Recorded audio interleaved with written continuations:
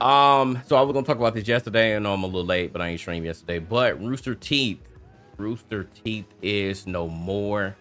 20 years. That's actually I didn't even know that it's been 20 years. But then again, I gotta keep to the fact that like we're in 2024. So, time really does fly. Time really does fly.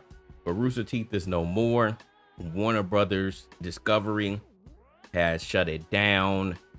And this comes to no surprise once I found out that it was Warner Brothers Discovery because they're shutting down everything. They're shutting down everything. But if you aren't familiar, Rooster Teeth, some of the, they started off on YouTube, and obviously some of the more notable shows. Yeah, Ruby, Red versus Blue, but they done a lot of stuff, man, and it was really like awesome to see their growth like outside of YouTube. Like it really was a nice thing to happen. A nice thing to happen, like starting off very small and just like gaining a really, really high following. Hey, shout out to TBH with the raid.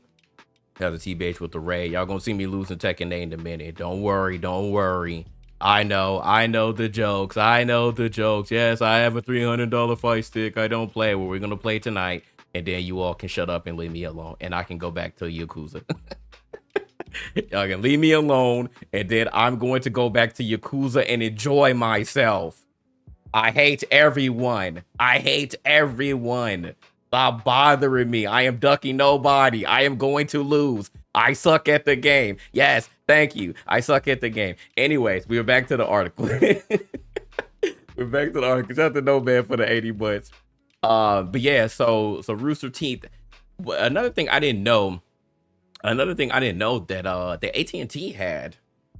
AT&T had Rooster Teeth. So that was the initial deal that happened, and then Warner Brothers Discovery, since Time Warner, the whole Time Warner AT&T thing. I don't know if you all paid attention to that, but Warner Brothers Discovery ended up inheriting Rooster Teeth after that, and now they're done. And we're going to cite the same old things that we always have been citing, because it's really just an epidemic at this point. It's really just an epidemic at this point. I don't really know what to say, when things like this happen, because obviously if Rooster Teeth and what was going on with Warner Brothers Discovery and the execs, if they were profiting, if the pivot to from YouTube to more like on the streaming services and television wasn't working, then here we go. We're doing shifts. We're trying to figure out what's going on, what the new landscape will look like in digital media, because we don't know. I feel like at this point, like TV is still just kind of meh. Like, I'm gonna be honest, the only time that I watch like actual television is when I'm watching a sporting event or like maybe an award show. Other than that, I don't watch TV anymore. Like I don't even know like how many people have cable or satellite nowadays. Like it's crazy. Like I don't know if that's still a profitable thing. But now we're in this new age where everybody and their mother has a streaming service, and everybody's just putting their exclusive content on these streaming services. But now we're going live again. So like I don't understand what's the point. We're literally going full circle. Literally going full circle. So I don't understand why we're doing this, and why all these companies that were on television are doubling back and still making their streaming services that we're all paying for, because we want the exclusive content like television again. Like Warner Brothers literally just made a deal with TNT and TBS to put all their sporting events on Max. So I'm like, again, that's live television. It's live television. So what are we doing? We're back here. So excuse me. So Rooster Teeth was the one that wasn't making it.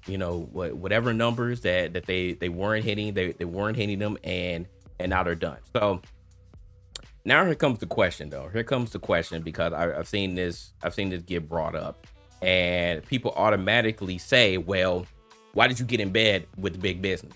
Because at the end of the day, like now all of these iconic franchises that people have known to love over 20 years will now go bye-bye, and now we have to be like, all right, well, thanks for the memories. Like, it may still be on YouTube or not, but now it makes me think, like, again, why get in bed with big business? And I think the more safe answer that people would like to say, if you were in the place of Bernie Burns, it's funny, maybe Bernie Burns, Matt Hullum, Jeff Ramsey, and Jason Saldana, and Gus and Joel, will be like, hey, if I was in their position, I wouldn't sell them to anybody. But if somebody comes to you with a big bag of money, and you're like, okay, well, you have the potential to bring this to the next level, like, it's hard to say no.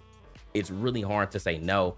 And I've seen, like, long time Rooster Teeth fans, like, weigh in and they're like, hey, y'all shouldn't have did this in the first place. Like, I ain't like it. And it's like, yeah, but do you think that they really thought that this would be the inevitable end of Rooster Teeth?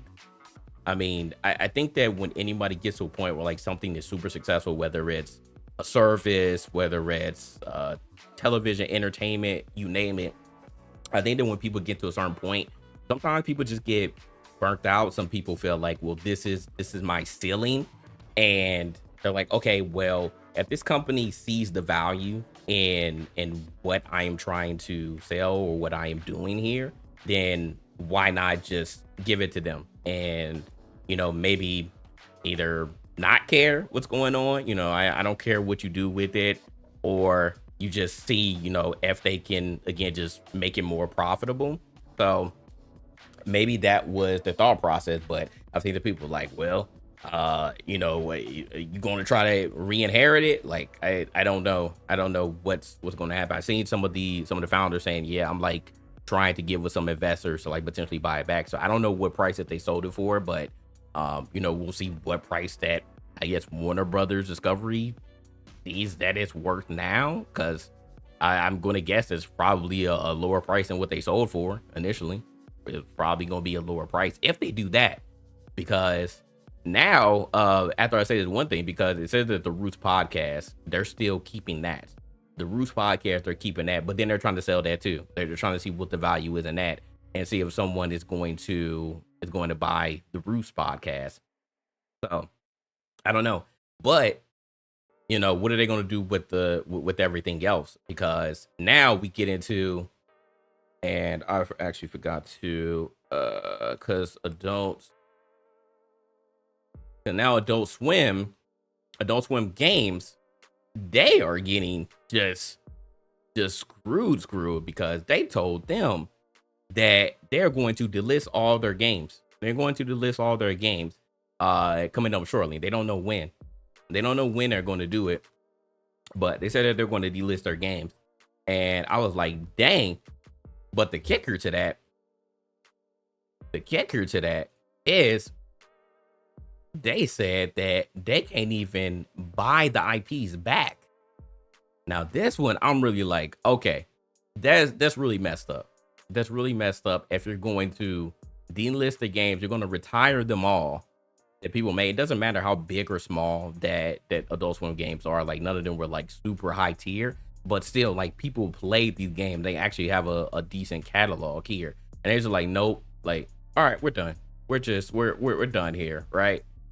And it's like, damn, okay, if you're not gonna do anything with it, at least give the original people, give the original creators the opportunity to buy the games back, to get the IPs back. Don't you be like, hey, we're going to delist the games and then that's it. Because again, this is a situation where you're just not going to do anything with it. You're not going to do anything with it. So why not just give it back? And this goes back to, all right, well, I think that this was a clear cut thing. It's like, well, maybe y'all shouldn't have, done business with them. But Warner Brothers Discovery is just looking spooky right now. Well, Warner Brother Games, literally about to double down on live service games after the failure of Suicide Squad. And now you have this news: Rooster Teeth shut down, and you're going to delist all the Adult Swim games and then not give them the opportunity to get anything back. I'm just like, bro, like, again, wasted IP. super wasted IP. So I'll be paying attention to this story to see what happens, because that really sucks. I was really pissed off this morning when I saw that. I'm like, for real? Like, oh, it's delisting is one thing, but to not give Adult Swim the opportunity to get them back, and you don't tell them when you're going to do it. You just saying, hey, we're going to delist your games, and you know, it could be today, it could be tomorrow. Like what? You like, at least give me a date. Like that would be the least you could do. Is just give me a date. But what you really should do to make things right is give them an opportunity if they want it back. Like I could see if Adult Swim or anybody, any of the other studios were like, hey, we don't even care. Like just do whatever. But you know, some of these projects, you got to understand, you know, that people put their heart and soul into the game. Like these games, you know, could be potentially their babies. Like I don't think there are too many people who make games that's just like, oh, I don't care about it. You know, there are some people who just want money, you know, treat that as a money grab. But I think a lot of people actually aren't passionate about what they create. So yeah, hell yeah, I want it back, especially if you're not gonna do anything with it. That's dumb. That's dumb in my opinion. So I don't know, but Warner Brothers is definitely on the they're on the ish list right now. They're really on the ish list right now. It's bad. It's looking spooky out here. I don't know what they're doing. I remember it was literally at a point, like just going back when Discovery in this Warner Brothers Discovery thing happened, that, you know, they thought that they were just going to shut down the entire streaming service. Like I didn't think it was going to get to that point, but I remember that was the rumor. It was like, what is going to happen?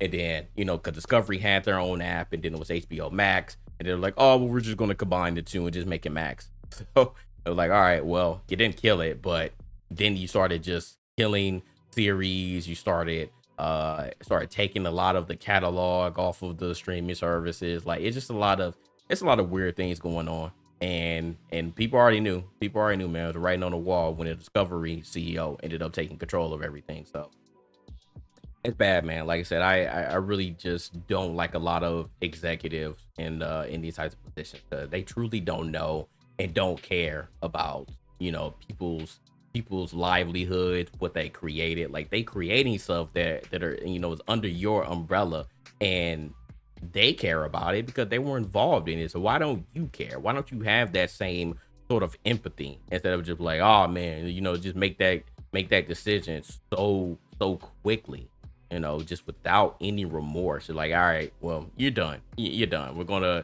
shut down Rooster Teeth. All these games that aren't making us a profit. All right, we're gonna delist them all. Like we're gonna retire them. It's wild. It's super wild. So it is what it is. But yeah, this Warner Brothers situation is looking bad right now. They like, it's nothing good coming out right now. DC is messed up right now. Like I just don't see. I mean, they got Dune, I guess. You got Dune. I mean, Dune 2 was good, but I mean, DC is not doing well right now, from at least from a movie standpoint, and I guess from a video game standpoint right now either, because you could also argue that Arkham Knights wasn't the best. Like it wasn't as bad of a dumpster fire as Suicide Squad, but it wasn't good either. It wasn't good either. So y'all pay attention, man. Y'all pay attention to what's going on with Warner Brothers. Mortal Kombat, you know, as soon as they introduce crossplay, then, you know, crazy stuff start happening there. Like it's like, damn, they can't catch a W right now. They cannot catch a W right now. All right, into the more sad news, man. The more sad news. But this one we gonna go down trip down memory lane, man. Trip down memory lane. Let's go ahead. I'm gonna play the music. Play the music, even though it really ain't music, but no, we gotta do it, man. We gotta do it. All right, y'all ready? Here we go. I really miss my nigga. Just a breakdown. Really miss my nigga. White people. Akira Toriyama, man, dies at 68. What a legend. What a legend, man. Oh, today. This is like, for me, this is like Stan Lee levels on social media. This is like Stan Lee levels when he passed away. And I said I might actually, you know, I said I was gonna shed a tear when Stan Lee passed away, because that was big. But Akira Toriyama, bro. Akira Toriyama is major, bro. And the funny thing is, and I'm gonna get on this, I feel like this sent ripples through the black community. I mean, Akira Toriyama is obviously universal, but I felt like this sent ripples through the black community more than anything else, bro. I seen so many people today was like, bro, Dragon Ball was my entry point. Like, it was the first anime that I saw ever before I even knew what an anime was. There are people in the hood, like hood niggas, that'll shoot you who watch Dragon Ball. Didn't know what it was, but they said that shit tight. They said that shit tight, bro. Like, it's crazy how many people like just grew up on Dragon Ball Z. You know, we talk about Pokemon and Yu-Gi-Oh all the time. You know, they came on WB, and you know, we were just like, over here in the US, we just like, those are cartoons, bro. Those are cartoons. We treat the Dragon Ball the same way because we didn't know any better. Like, we didn't know the difference between cartoons and anime. And there are people still today who are like, no, Dragon Ball Z, that was a cartoon, bro. Those are cartoons. But no, it was legit our first, like a lot of our first entry points into anime. And I want y'all to sound off in the chat. When did y'all first start watching Dragon Ball? Like, what channel? Because this was, I feel like people start wondering, it's like, where did I first watch it? I'm gonna tell y'all when I first started watching it. Do y'all remember? I don't know, maybe if this was a Midwest thing or not, but y'all remember UPN? Do y'all remember the UPN network? I used to watch it. The first time that I watched Dragon Ball was on UPN. And Dragon Ball, I know a lot of people, the majority of people are gonna say Cartoon Network. Majority of people are gonna say Cartoon Network, Toonami, which is, I think that's when it hit its peak popularity when they got on Cartoon Network and Toonami. But Dragon Ball, and specifically talking about Dragon Ball, because we all know Cartoon Network, Toonami had all the animes. You know, they had that block on lock, and there was a lot of anime that I ended up, you know, a lot more anime that I ended up getting into. But Dragon Ball specifically, it was on Fox, it was on CW, it was on Cartoon Network, it was on UPN. So it was on a lot of networks. And I was like, damn, when did I start watching it? Yeah, it was on UPN for me. That's when I started watching it, because I didn't have cable back then. Excuse me. So UPN was one of those basic television networks, but it was kind of like it's sort of teetered. Sometimes it was basic television, sometimes it was like on extended basic television. Like, we had some weird stuff. It wasn't I feel like it was more confusing than it is now. But yeah, so that was kind of the thing. And I know that some people were watching the VHSs back in the day, like you said, Diamond. Yes, people were watching the VHS, but that's when I first started watching it. Was on UPN, and I had no clue what it was, but it was tight, man. It was tight. So yeah, it was. I mean, I feel like Akira, especially over here, man. Especially over here, like he was literally the entry point. He was the one that started it all, because through Dragon Ball, I got to Yu Yu Hakusho, got to Inuyasha. A lot of people got into Cowboy Bebop. It's just so many, bro. There's just so many, and like fire anime back in the day that we all used to watch. Like, but this was the start, bro. Dragon Ball and Dragon Ball Z was the start, man.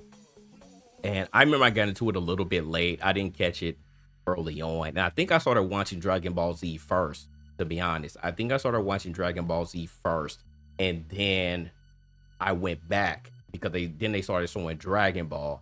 I think I went back, and then I started watching all the Dragon Ball episodes. So I that's how I ended up watching.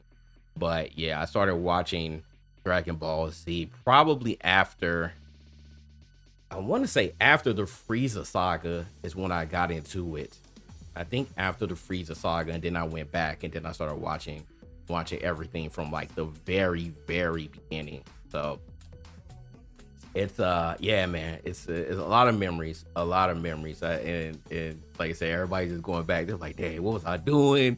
What was I watching it on? Like, this was the thing for me. So it's a tough one. This is a tough one, man. Akira Toriyama is such a freaking legend. He said he died of a blood clot. Died on March 1st. So yeah, they held this news. They held this news for a little bit.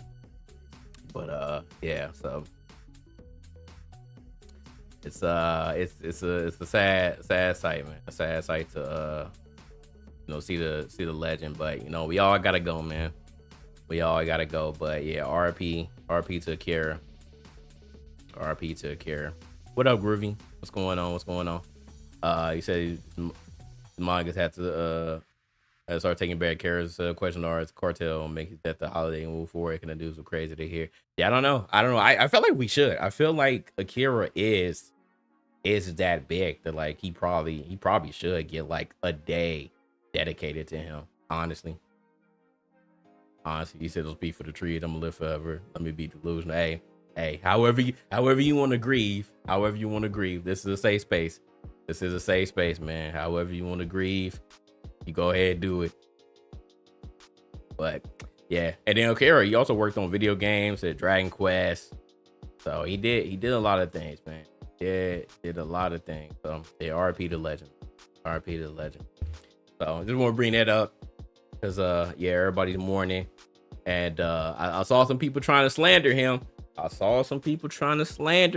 Twitter. Again, a lot of black people, man. Like I feel like we lost one. But starting to slander him because of how he depicted black people in Dragon Ball and Dragon Ball Z. And I'm here to tell you that yes, we understood, but especially at this point, we just let it go, bro. At this point, we let it go. We understood, man. We seen Mr. Popo. They're like, bro, why you got us looking like that? We're seeing other various characters in Dragon Ball. We was like, yo, why you got us looking like that? But we had to let that go, man. We had to let that go. He said the cartel called the ceasefire for the day. Dang. That the Quan roasted some weirdo to try out the whole Popo. Yeah, it's like, man, you have to understand that it was a different time back then.